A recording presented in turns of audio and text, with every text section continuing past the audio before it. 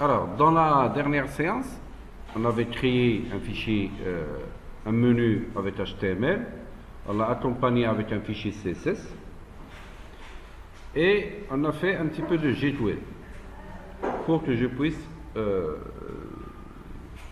m'animer. Alors, aujourd'hui,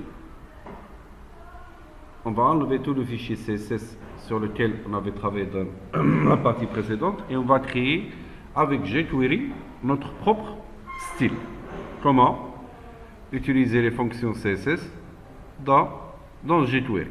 Alors la résultante c'est ça en fait. J'aurai un fichier, un menu qui est comme ça, dynamique, horizontal et ainsi de suite. Je reviens sur le code HTML finalement pour créer ce regardez que ici j'ai mis le lien vers le CSS, je l'ai mis en commentaire. Je ne travaille plus avec l'ancien CSS que j'avais créé dans la partie dans la partie précédente, dans la vidéo précédente. Alors qu'est-ce que j'ai? J'ai un nave pour créer ce menu finalement. J'ai un nave. Regardez, je vais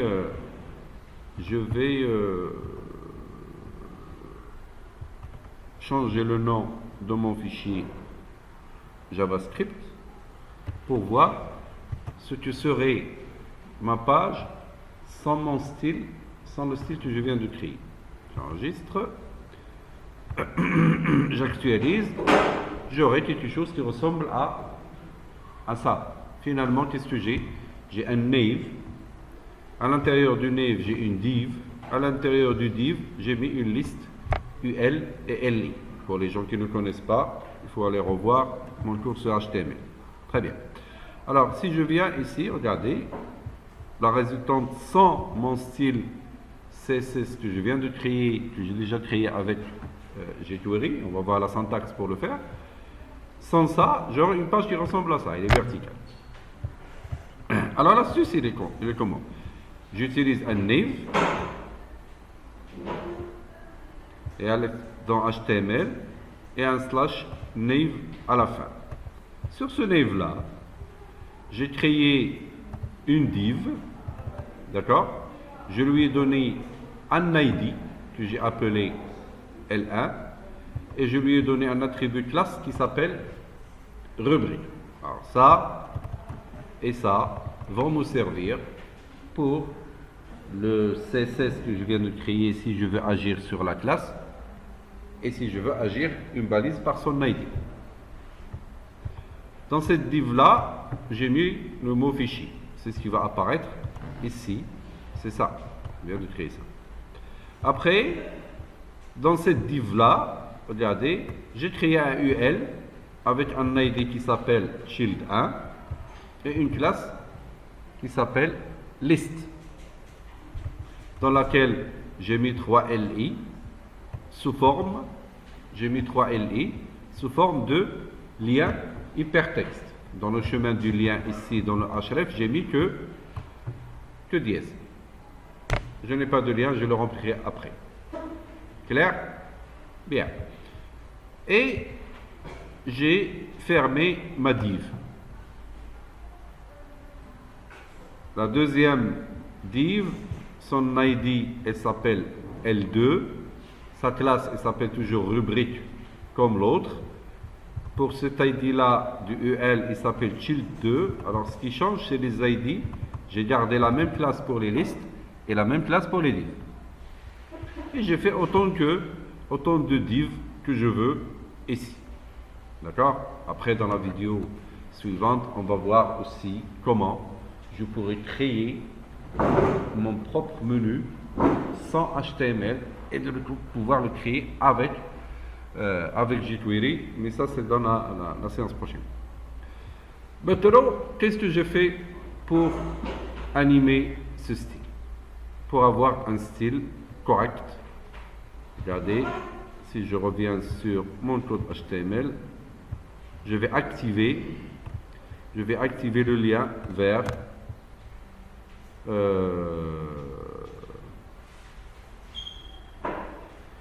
non, ça je n'en ai pas besoin. Je vais activer le lien vers mon code JS. là où il y a du jQuery, dans lequel je vais créer mon propre style. Je n'ai plus besoin du style sheet ici, mais mon style, je l'ai créé dans ce fichier code.js. J'enregistre, j'actualise, regardez, pour mon menu, il devient correct. Avec de l'ombre, de l'animation, on va voir tout ça, comment je peux le faire avec jQuery. Alors si je reviens sur ce fichier-là, et je vais aller sur code.js. Finalement, qu'est-ce qu'il y a dans ce code?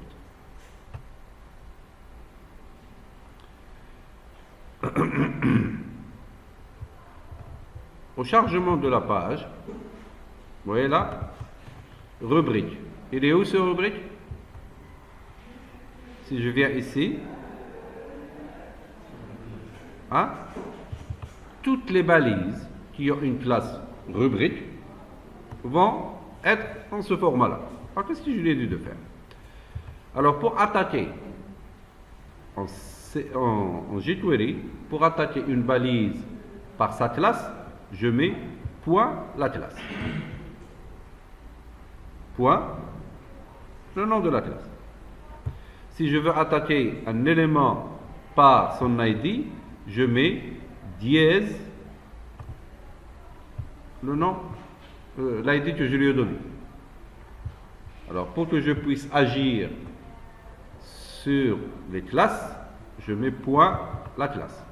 Si je veux agir sur un ID, un élément qui a un ID tel, je mets dièse et je mets l'ID. Bien, maintenant si je veux mon jQuery, je voudrais que j'utilise les fonctions CSS. Alors lorsque j'ai écrit $rubrique entre guillemets, je lui ai dit que tu vas agir sur toutes les balises qui ont la classe est égale à rubrique. Maintenant, je voudrais qu'il change le style. Je fais .css, alors $rubrique.css, et là, je fais ce que je veux dans mon CSS et je vais voir une pareille. Alors si je veux mettre le texte de la rubrique, de la balise qui a une classe qui est égale à rubrique, je veux la mettre en gras. Je fais ici, j'ouvre CSS, j'ouvre la parenthèse et je fais font white, virgule, et je mets bold. Alors la balise ici. Alors il y a des commentaires pour tout.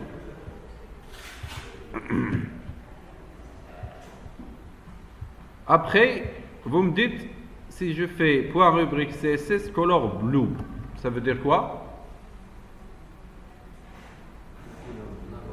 Couleur d'écriture, elle peut être, je lui ai imposé, à bleu. Ici, qu'est-ce que j'ai fait? Regardez qu'il n'y a pas de point. Le point, c'est pour la classe, le dièse, c'est pour l'ID. Et si je mets directement, la balise, ça veut dire que j'attaque la balise elle-même.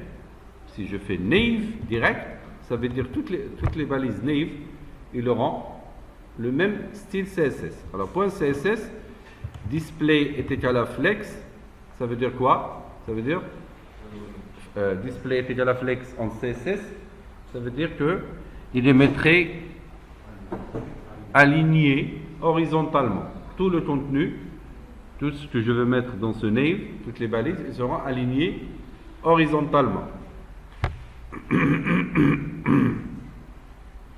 Ici aussi, j'ai un CSS du justify content égale à space around. Alors ça, on a fait des petites recherches.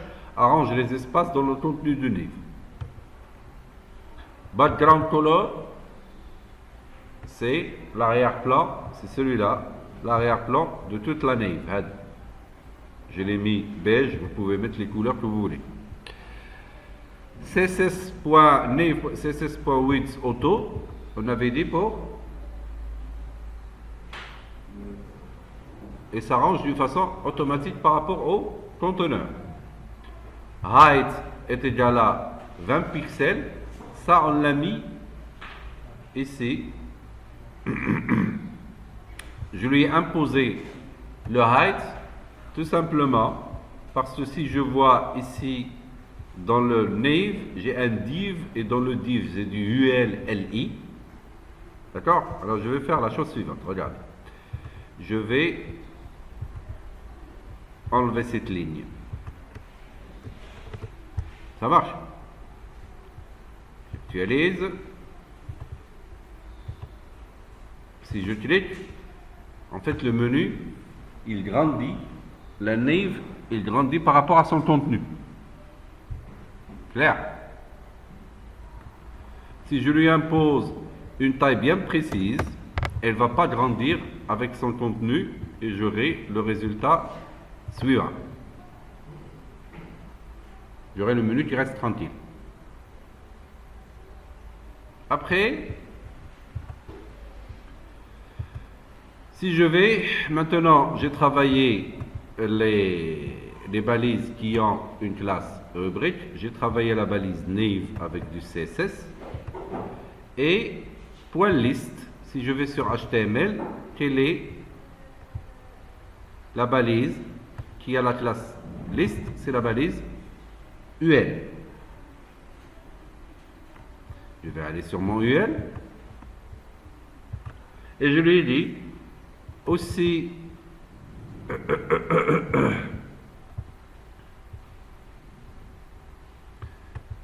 font white, j'ai mis normal. Ça veut dire quoi? Pourquoi j'ai mis ça?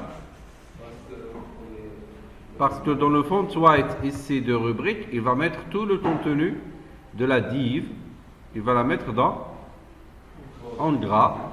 Et après, j'ai remis l'écriture du UL, tout ce qui est dans le UL, il sera normal. Après, point list style type est égal à non, enlève les tirets de la liste. Lorsque vous faites un DLI, il met par défaut soit des points, soit des tirets, ainsi de suite. Pour lui dire enlève-moi les tirets, je fais liste. Ça, on s'est inspiré, tout ça, on s'est inspiré du CSS normal. Style type est égal à, je fais point virgule et je fais non, il enlève la liste. Après, par défaut, j'ai ma liste.hide. Ma liste.hide, ça veut dire qu'il n'apparaît pas. Et quand est-ce qu'il va apparaître? Ça, c'est dans jQuery. Lorsque je clique sur le bouton,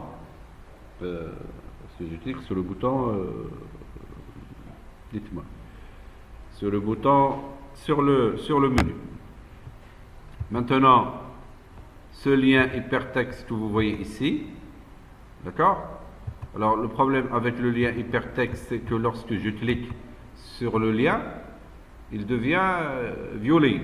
C'est comme si c'était un lien visité. J'ai retravaillé mon lien, la balise A, je lui ai dit texte décoration est égal à known et color est égal à blue. Comme ça, même si je clique dessus, il ne change pas de couleur. Vous voyez là, si je suis sur un lien par exemple, ici si je clique sur un lien, si je reviens par exemple sur ma page, je le retrouve qu'il a changé de couleur. Logiquement. C'est un lien déjà visité. Pour des applications comme ça, moi je ne veux pas qu'il change de couleur. Regardez, je lui ai imposé texte décoration, aucune décoration, pour que je puisse lui appliquer le CSS que je veux. Et puis CSS color, je lui ai mis à bleu et il reste toujours bleu. Alors qu'est-ce que j'ai fait? J'ai créé mon propre CSS avec du Gateway. Et après, je lui ai dit,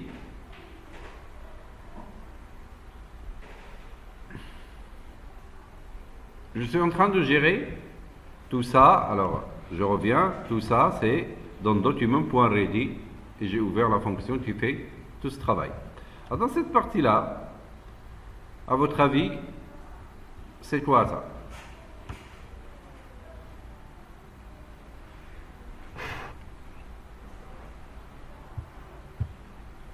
Qu'est-ce que je gère? Sur la balise div.on, et je lui dis mouse Enter, ça veut dire quand je tape, quand je clique. Function, qu'est-ce qu'il fait? En fait, c'est l'équivalent du hover.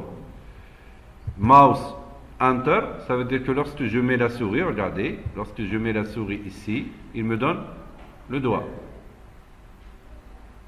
D'accord? Et remarquez qu'il lui donne de l'ombre.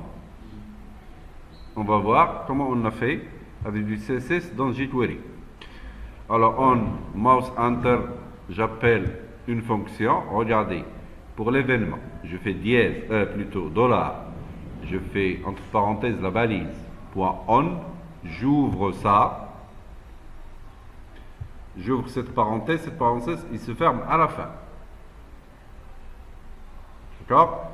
Je fais virgule et je fais function. Alors cette fonction-là, elle se termine juste avant la parenthèse. Vous voyez là, elle est en rouge, elle est là en rouge. Function, j'ouvre la parenthèse, je ferme, j'ouvre la collade et je commence à lui imposer du CSS. Ça veut dire que lorsque je mets la souris au-dessus de l'objet div, qu'est-ce qu'il va faire? Il va changer. Alors, pour que je puisse lui dire que tu gères que la div en cours. Parce qu'il y a plusieurs divs. Si je lui impose pour la div, si je lui impose pour une div, bien pour toutes les divs, il va me l'appliquer pour toutes les divs. Moi, ce que je veux, c'est qu'il me l'applique sur la div sur laquelle, vous voyez que dans le nave, j'ai plusieurs divs. Regardez. Chacune de celles-là, c'est une div. D'accord? Regardez, si j'écris ici div et div, je vais actualiser. Hein? Il faudrait que je les mette dans des guillemets ou des apostrophes, comme je veux. Bon, je ne vais pas me casser la tête. Je prends ça. Et si je lui ai dit div, regardez, le résultat, en fait, c'est ça.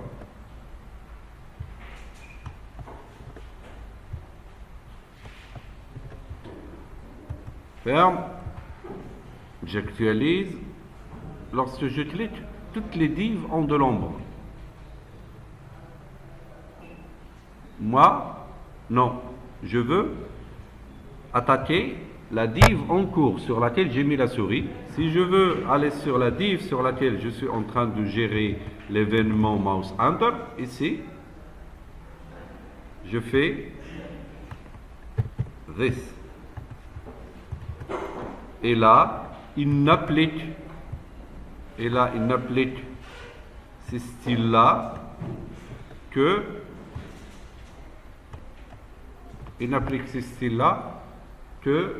sur la div sur laquelle je suis en train de mettre la souris. Faites un peu attention à la syntaxe. Regardez que c'est celle-là sur laquelle j'applique le style. Bien. Alors, $210.css cursor, il devient pointer. Ça veut dire que mouse enter sous forme de doigt au passage. txt-shadow, ça lui donne de l'ombre que vous voyez ici. On s'est arrangé à droite et à gauche pour avoir un nombre correct. Alors je reviens. Text shadow 12px, 12px, 12px et la couleur de l'ombre. N'oubliez pas les points-virgules. On mouse enter. Et regardez que je suis en train de créer un autre événement à l'intérieur. D'accord? $10.mouseLeave. Et qu'est-ce que je suis en train de faire? Remarquez une chose, c'est que le $div.on, j'ai fait le mouse enter, virgule, la fonction qui gère ce mouse Enter. Et jQuery, il me donne cette possibilité. C'est que je suis dans cet événement-là, j'ai terminé avec cet événement, et je réutilise le 10. Je réutilise ce 10-là sur lequel je suis, et je peux utiliser pour ce 10 un événement, qui est le mouse leave. Ça veut dire que lorsque la souris, elle sort il n'est plus au-dessus de la div. Et là, je peux créer une nouvelle fonction, et je lui applique je lui enlève par exemple le shadow, 10.css, texte shadow, j'ai mis à 0 pixel, et dry, enlève la lettre. Alors remarquez une chose, c'est que celui-là, elle gère l'événement mouse leave à l'intérieur du on et du mouse enter. Je peux créer un deuxième événement et le gérer. Pourquoi je l'ai mis à l'intérieur? Pour réutiliser ce 10, c'est tout. Pour être sur l'objet courant. Ceci dit, lorsque je mets la souris ici, c'est l'événement mouse enter. Lorsque je me mets là, c'est l'événement mouse leave.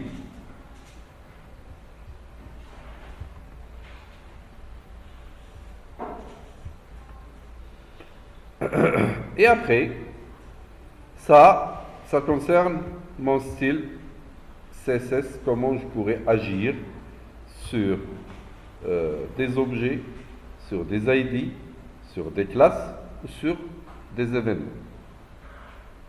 Pour agir sur l'objet lui-même, on met $, le nom de la balise.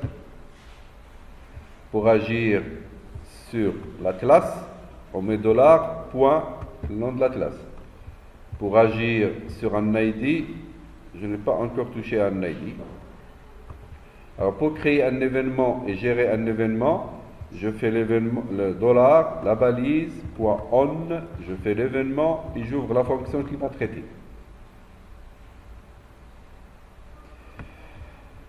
Après, si je vois ici, qu'est-ce que je lui ai dit?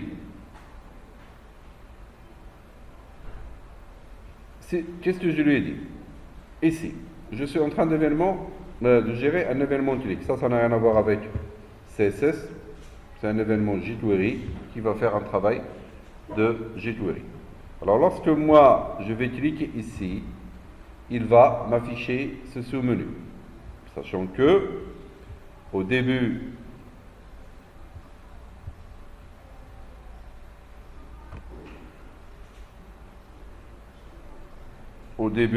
la liste, elle est hide, elle est invisible.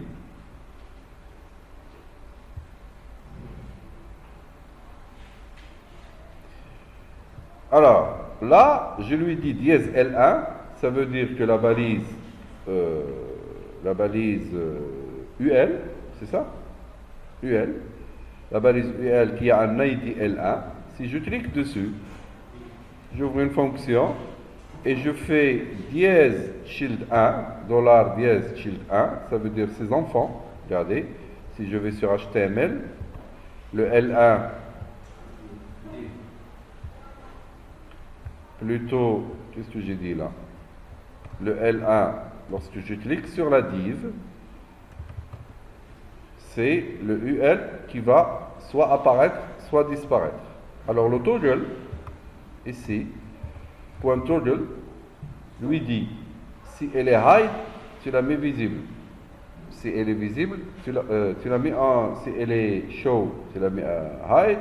Si elle est hide, tu la mets à show. Je peux utiliser les hide et les show et les gérer, mais toggle, elle fait l'affaire. Qu'est-ce qu'elle fait cette fonction? On avait dit, cette fonction, si elle n'est pas visible, l'objet n'est pas visible, si le child 1 il n'est pas visible, il le rend visible. Si il est visible, il le rend invisible. C'est le point toggle. Et ce 500, il se met en millisecondes. C'est juste pour avoir une petite animation. Vous voyez? Si j'enlève ça, par exemple, et j'enregistre, je reviens, j'actualise, parce que je clique, il apparaît rapide. Si je veux lui donner 1 centimètre d'animation, si je fais par exemple 1000 millisecondes, ça veut dire 1 seconde. Regardez, j'actualise, lorsque je clique, il y va tout doucement. Clair? Et c'est ça qui fait ça. Alors je fais 500, ça me suffit les 500. 500 millisecondes. Affiche ou cache l'élément. La même chose pour le L2, qui est la div 2, c'est ça? Pour la div 3, la div 4 et la div 5, L5, L6. Alors dans le mouse sleeve, mais celle-là, je crois que je vais l'enlever. Regardez, lorsque je veux cliquer, il disparaît.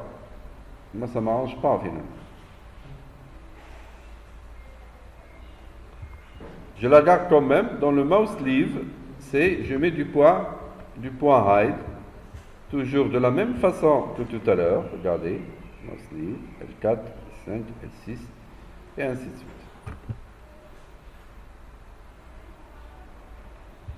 Moi, vraiment, j'ai pas besoin de ça. Je vais voir qu'est-ce qui peut se passer. Regardez.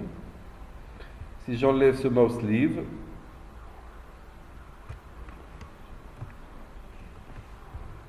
actualise, qu'est-ce qui va se passer? Actualise, j'aurai quelque chose qui ressemble à ça.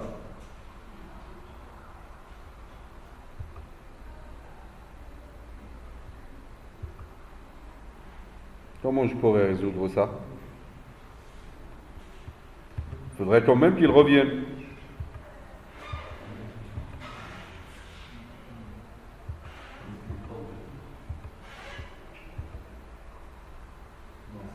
Ah, si je fais le mouse sleeve ici, regardez, si je fais du mouse sleeve, je serai dérangé, regardez.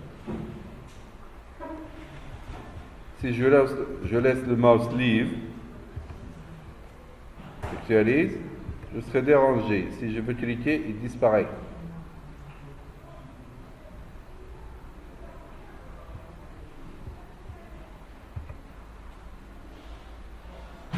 Voilà ce que je vais faire. Je vais lui dire le mouse sleeve de tes enfants.